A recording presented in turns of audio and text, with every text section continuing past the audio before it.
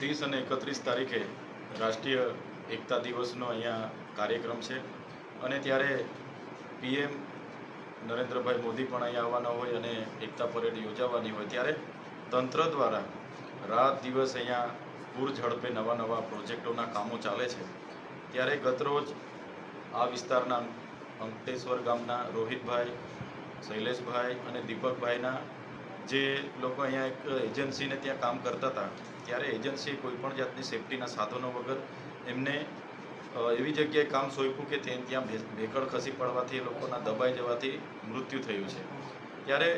આ પ્રકારે તાબડતોડ અને ઓવરટાઈમના કામો જ્યારે અમારા લોકો પર કરાવવામાં આવે છે ત્યારે વગર સેફટીના કારણે એમનું મૃત્યુ થયેલું છે। એમના પરિવારજનો બધા દુઃખી છે ત્યારે એમને અમે મળવા માટે આવ્યા છે અને સાથે સાથે એસઓયુ સત્તામંડળ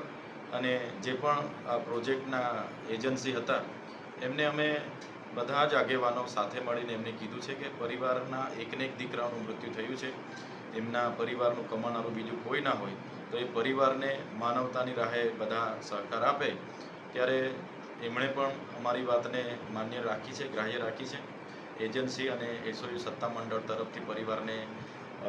સહકારના ભાગરૂપે, માનવતાના ભાગરૂપે આર્થિક સહાય પણ કરી છે અને અમે સરકારશ્રીમાં રજૂઆત કરીને ટ્રાઇબલ સપ્લાનમાંથી જે સહાય મળે છે એ પણ ટૂંક સમયમાં એમને મળે એવા પ્રયાસો અમે કરીશું।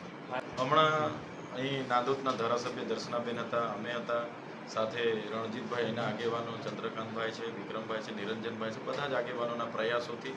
અને એમને સમજણ પાડી નાના બાળકો છે, એમને કમાનારા કોઈ નથી ને યુવાન એકને એક દીકરાઓના મૃત્યુ થયા છે ત્યારે ત્રણેય પરિવારો આજે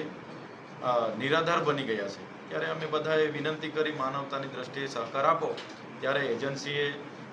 એક પરિવારને 50-50 લાખ રૂપિયાની આર્થિક સહાય આપવાની વાત અમારી સામે કરી છે અને સરકારના ધારાધોરણો મુજબ જે કંઈ સહાય આપવાના થશે તે પણ અમે એમને અપાવીશું।